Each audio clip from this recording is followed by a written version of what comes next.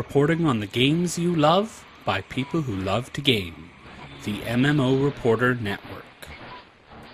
Hello friends, and welcome to episode 9 of Game Diplomat. Today we're going to be playing a game called Defender's Quest, Valley of the Forgotten. It's a really awesome, so let's see, should we do the Muppets? Or let's stick with our Greek mythology themed team. So this is a tower defense game with RPG elements and kind of a heavy emphasis on story. So let's see, let's check out my party. So you can see, instead of like a normal tower defense game, or a traditional tower defense game where you're like building turrets or bunkers or towers that shoot lightning, that sort of stuff, here you're leveling up characters, and the characters you place down instead of towers, and they have attacks. So like Apollo here is my berserker, and he has these attacks where he'll hit normal, then hit twice, and then do a big flurry and hit a bunch of people. And so all of these people get XP and gold as you play through, and you level them up. And so you upgrade them over time so they get talents, and you give them equipment like you would in an RPG. So there's just a lot of really cool RPG elements on that side. But let's get into a battle so we can actually see. I mean, I'm here, so let's just fight this one. On extreme. So this is what's cool. When you play through the campaign, each level you play on normal, but you can play other levels as well, or other difficulty levels. You don't have to, you can choose to. The game just has a lot of cool options that let you try different things. So I'm guessing I lost on this extreme one, but let's see what happens.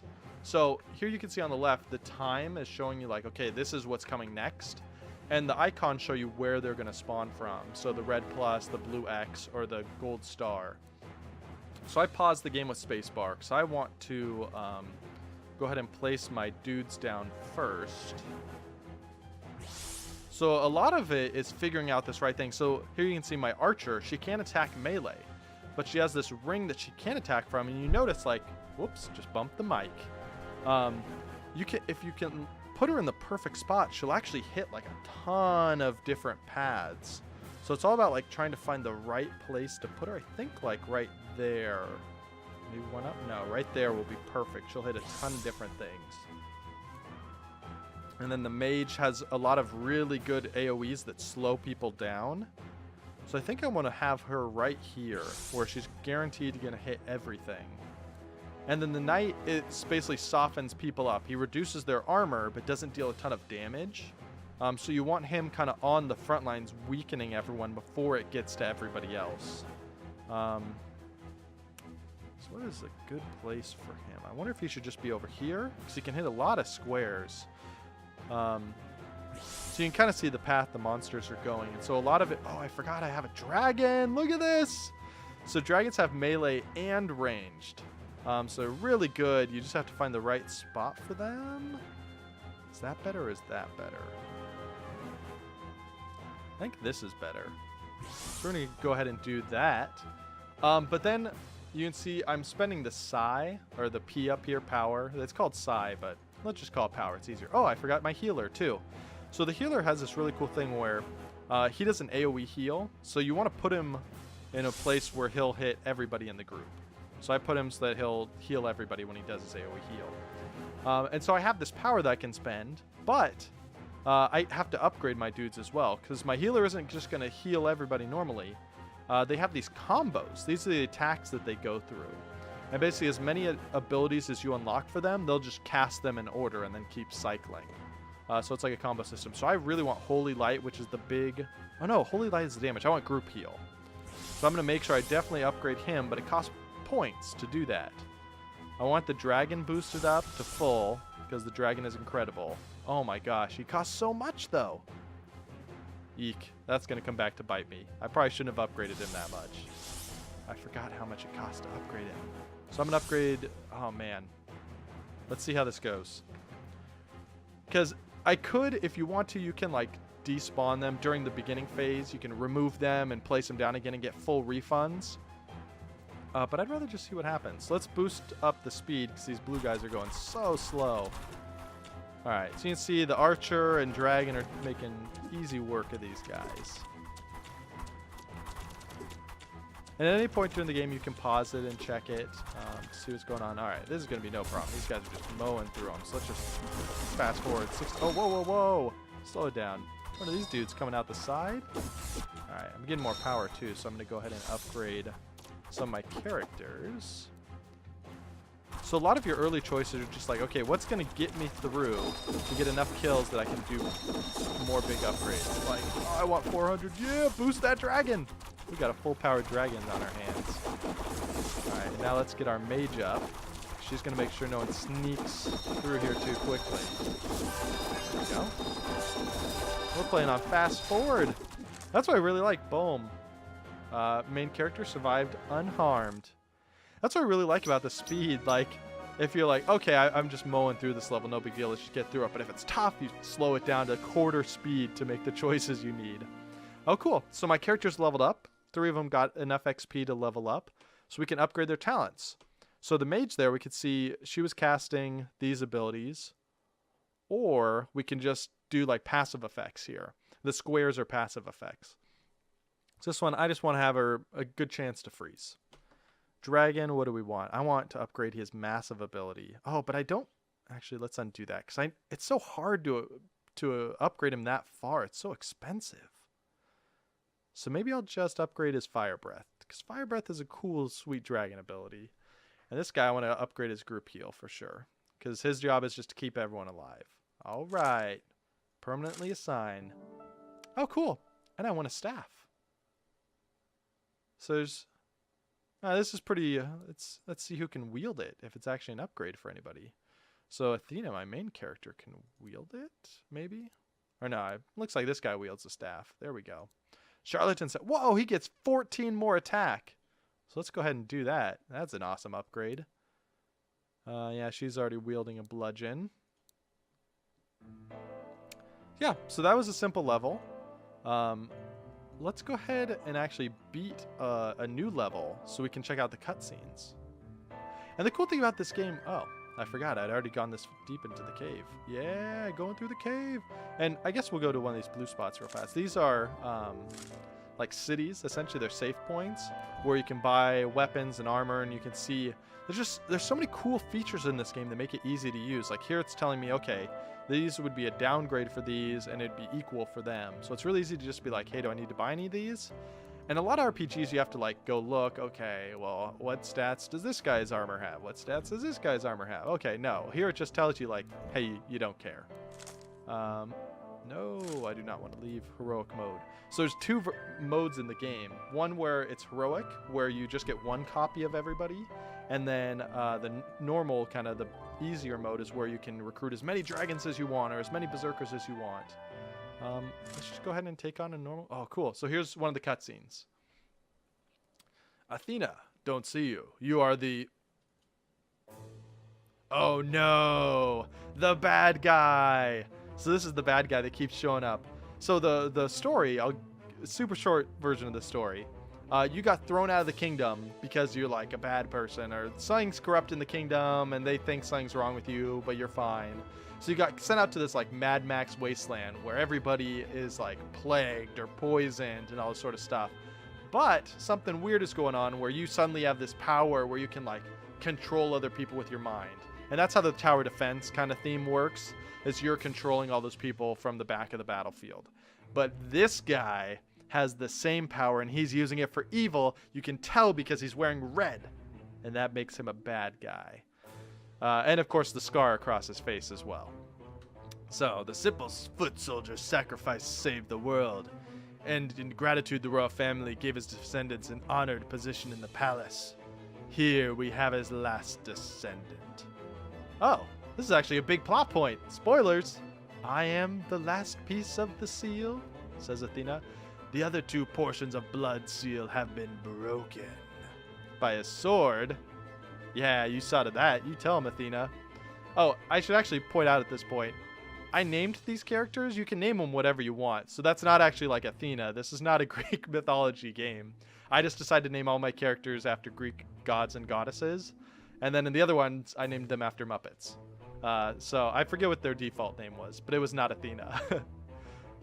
There you go. Blah, blah, blah, blah, blah, blah. I don't want, like, I'm really interested in this, but I don't want you guys to have to read this, especially since it's like spoilers. If you play the game, I don't want you to see all this stuff. So let's just play through the level. Here we go.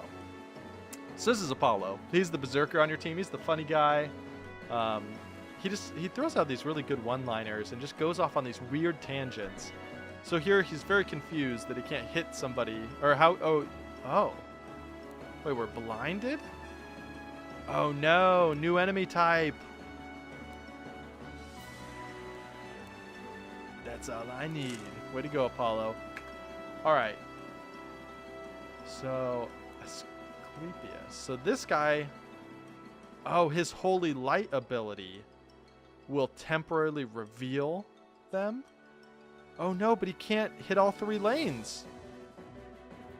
How do I solve this problem?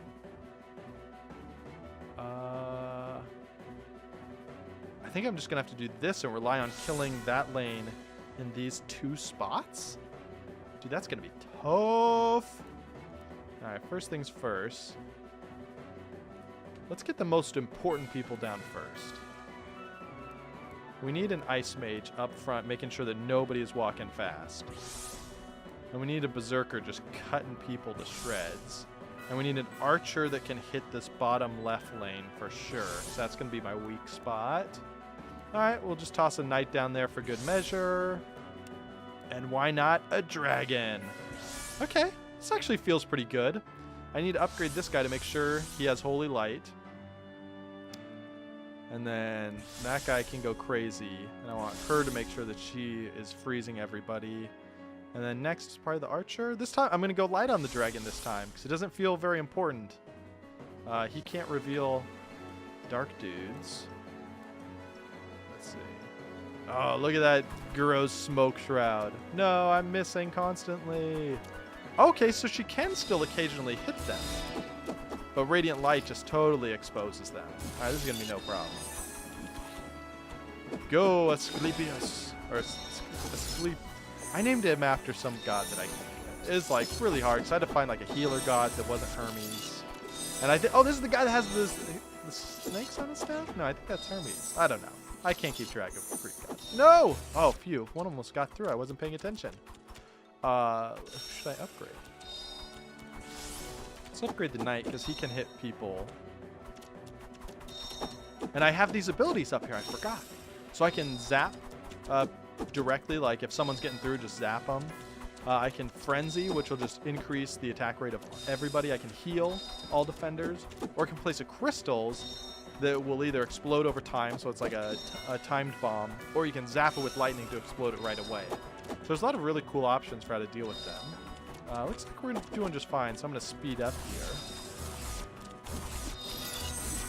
Oh, look at all the zombies. Should I speed up? Nah, I'm okay. It's always so tempting because I want to save up to upgrade the dragon, but I also don't want to miss out and not get a perfect score because you get bonus points if no one reaches your boss. Ooh, that's going to be a problem. Right, I need to upgrade this guy as soon as possible. There we go. Because he's going to take the armor off of those dudes. That actually worked out really well. I could have looked ahead and seen that they were going to come from that side and then known to put my armor guy there. I didn't do that. I just got lucky. But I'll take that too sometimes. Alright, yeah, this is going well. Perfect so far, I think. Let's see, so I don't need to upgrade the archer anymore. I want to upgrade my knight one more time and the dragon. I really wanted to upgrade the dragon. He's just so cool. And I spent points in fire breath, so I want to get him in there. Oh, actually, since we're trying to show off the game and not just watch me beat these levels so good, let's talk about all the controls we have over here. So by default, your character target the person will attack whatever's closest to it, or actually no, with the enemy closest to the end, which makes sense. You want to make sure nothing gets through. But this game has so many controls that you can do. So you're like, okay, target the last, target the strongest, target the weakest, target the fastest, the cheapest technique, right? Optimize effect. What does that do? Use status effects. Oh, that's cool. That's a really cool thing. So things like where water elemental will take more damage from lightning. If you turn this on, they'll make sure to use lightning only on the water guys. So you'd be maximizing your total DPS, but may not be hitting the perfect targets. Hit the ones you're most likely to hit. Bulldog mode. As soon as you latch onto someone, never change. So there's a lot of really cool tricks you can do if you're into like playing super slow or pausing constantly and being like, okay, I want you to target the strongest. So that, whoop, he whips around and attacks the big guy. And as soon as he does, say bulldog mode. Okay, never change. All right, I'm going to set you to target the last so that you hit that guy. Okay, bulldog, never change. So you can do a ton of stuff and then save it to make it the default for that character. There's just so many controls you can do. Like, I haven't had a tower defense game that gives you this level of detail over kind of the AI that the person is running. Like here, focus on healing, prioritize fighting, normal priority. There's just a lot of really cool stuff you can do feature-wise in this game, which is just crazy because this game was made by 3 people. And like feature-wise, it's so rich and so deep that it feels like it has everything that you'd want in a AAA game. It's really cool. So honestly, I don't mess around with that stuff too much. I feel like I would just mess up what they're doing because they're winning right now. I don't want to play around with it too much. But for people that are much more into the strategy, like the deep strategy, they will love that sort of control. And also, I mean, you can recall them and reposition them, but it costs power. So I mean, it costs a lot of power to recall them and put them back down again. But hey, sometimes that's what you need. Like at the end here, okay, it looks like they're going to be coming out of all 3, but sometimes the end only comes out of one side. So it's just like, well, this melee dude is going to do nothing, so I'm just going to pay and move him over so he can help. Right now we're cranking through. So I've spent a lot of time upgrading my dudes. These, whoa. Right as I said, these levels are easy. Let's go ahead and do a frenzy just to be safe. So all my dudes are going to attack. You can see a little icon on them. Reminds me of Snood, if you ever played that game. Okay, I'm not sure I needed that, but I feel safer knowing that I did it. Okay, that's no problem.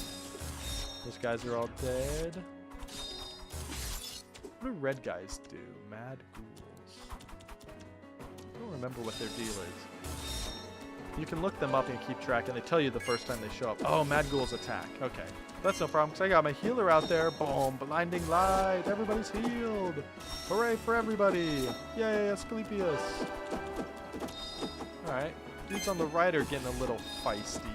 I wonder if I should boost someone else over here. Oh, yeah, I didn't put much DPS on that side. But my dragon's got fire roar. Woo! Lighting people on fire. Look at that. Oh, man. This is bad. Do I need to do something right now? I should probably frenzy. The thing is, frenzy has such a long cooldown. I hate using it this early. Oh, it's all these smoke dudes hiding in the dark. Because I can only hit them for small windows of time. Alright. Should I upgrade Apollo one more time? I think everybody has all their abilities. Maybe the dragon is still missing one? Okay. Dragon is missing roar. What does roar do? Oh, it freezes everybody? Oh, okay, that's a stun. I need that ability. I'm going to buy it right before I win. I should have gotten that earlier. I couldn't remember what roar did. Yeah. Look at that. Stun those fools. Oh, that didn't stun. Oh, it slowed them. And it has a chance to stun. That's not nearly as good. I don't miss that. Oh, wait. Hold on. I didn't upgrade. So you upgrade your hero just like you do all the other characters you collect. I've spent no talent points on lightning. So my lightning is awful. Yeah. So I don't think it does much. I really need Frenzy to come back up. Please. Yes, yes, yes. Please. Yeah. All right. We're going to be okay. That was really close. But Frenzy came in at the end there. All right. Let's crank it up to 16 just to prove them. Oh, I didn't make it in time. Athena survived unharmed. And got... Oh, cool. So that's a big story moment. So almost every single one of my people leveled up that time. So you can see with Apollo, I've just been upgrading his flurry thing where he just wrecks everybody in range. And this dude, I think I just want him breaking armor. Yeah. So I want him to just be focused on just killing anyone with high armor. And her, what was I doing with her? Oh, I was adding bleed effects because it looked really good. Because she basically puts this bleed on them, and then they take more damage from everybody from there on out. So I'm feeling really good about this band. So I was really worried when I first came in So it's another cinematic. I'll skip through it so there's no spoilers. Yay, sewers! Wait, I gotta find out what that's all about. Alright, well that was a lot easier than I worried it would be. Trust me, it was only the beginning. We can't risk an open battle. I know an escape route through the sewers. We must move to the enemy, or we must move before the enemy has a chance to regroup. Yay, sewers! And that's just the sort of like, it's just lighthearted humor in this I like. You guys may have forgotten this, seeing as we've been without the more convenient elements of civilization for a while now, but see, the thing is, sewers are full of sewage. Hence the similarity and the sound of the words. Crazy, I know, but you can trust me on this. I'm a librarian. I work with words all day. What I don't work with on a regular basis is the poop of dead civilizations. Which I was kind of hoping to keep that way. Anyways, just thought I'd throw that out there for those of you that are listening. We're listening right here, Artemis. Or Athena, sorry. Which is nobody. That's okay, Athena. I'm listening. I agree 100%. Thanks, Athena. It's nice to know that somebody cares about my opinion. We should look out for each other. We're pretty much the only sane people here. See, this is what I'm saying. Like, this game just takes a joke, like, oh, the sewer joke, and then like, oh, she's talking to herself, and just runs with it. Like, this joke has been going on for 5 frames, and it just, to me, it keeps getting funnier. I love that she's just playing with it. We should look out for each other. Like, she could have just stopped here like, it's okay, I'm listening. Thanks. And then she responds to it like, okay, that's kind of weird. And then she responds again, we should look out for each other. Thanks. It's really nice having someone to talk to. Oh, Ares hadn't left yet. Ahem. And she's freaking out. Hey there, Ares. What's up? No big deal. How long you been standing there? Pretty much the whole conversation. I was just, I was just gonna go hide in the closet for the rest of my life. See you later. Oh. Always with the crazy chicks. Why me? Oh, Ares, you're living up to your name. Next time I'll just say, thanks for saving my life, before I go swearing an oath of undying loyalty. Because he did do that after I saved him. He swore undying loyalty. You don't happen to be pants on the head insane, do you? Hey, stop talking to yourself, weirdo. So there you go. I think that's a good point to end the game on.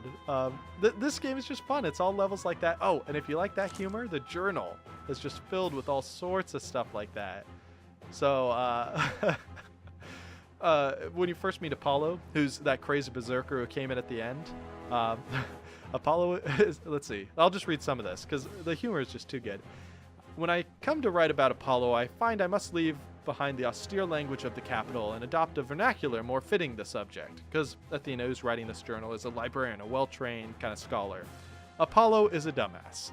He is an ass who is also dumb. What he lacks in intellect, he makes up for in smell. And if two burning dung heaps could mate and sire offspring, this putrid progeny would quail at the stench that emanates from Apollo's uncovered armpits. Indeed, the animate corpses that stalk us are each an exquisite perfume by comparison. But Apollo is more than just a pretty face. He also possesses a most winning personality I can only describe as pants on the head insane, which we just heard used. It's a term in this world, apparently. Yesterday he argued for 15 minutes with a rock he stubbed his toe on, and he lost. Truly, I am blessed to travel in such company. Day 3 addendum. In the interest of fairness, I must admit that he is also the bravest man I have ever seen. His whole body is a web of battle scars, though I'm somewhat less impressed when I remember that he refuses to wear any sorts of clothing or armor on his torso. I suppose the bottom line is this. He is both an intolerable buffoon and a shockingly competent warrior, and I'm begrudgingly happy to have him with me. And then you can see Apollo found the journal, wrote in, "Aw, I love you too, XOXOXOXO." Also, apparently he can read and write. Where on earth did this bloodthirsty drifter get an education? P.S. If you ever steal my journal again, I will brain you in your sleep. I do not sleep. I merely flex laying down. It works my glutes. So there's all this sorts of just fun banter between the characters. Oh, there you go. Okay, for the record, Apollo sleeps naked. All attempts at revenge will take place during the day from now on. And no, the scars don't stop at the waistline.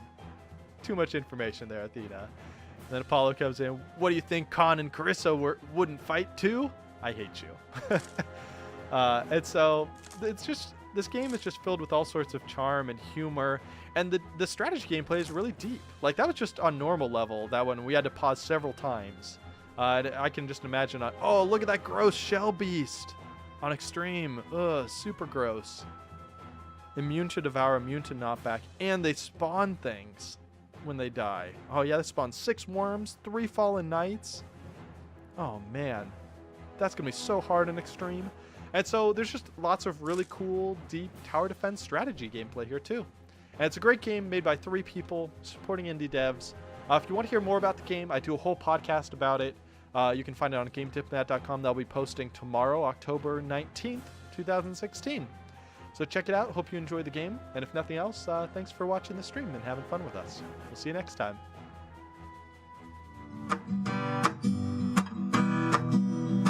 Thanks for watching the video, everybody. Don't forget to check out all the other podcasts at MMOreporter.com or by clicking on any of the links here. And please check out our Patreon campaign at patreon.com/MMOreporter. Thanks, everyone, and see you in game.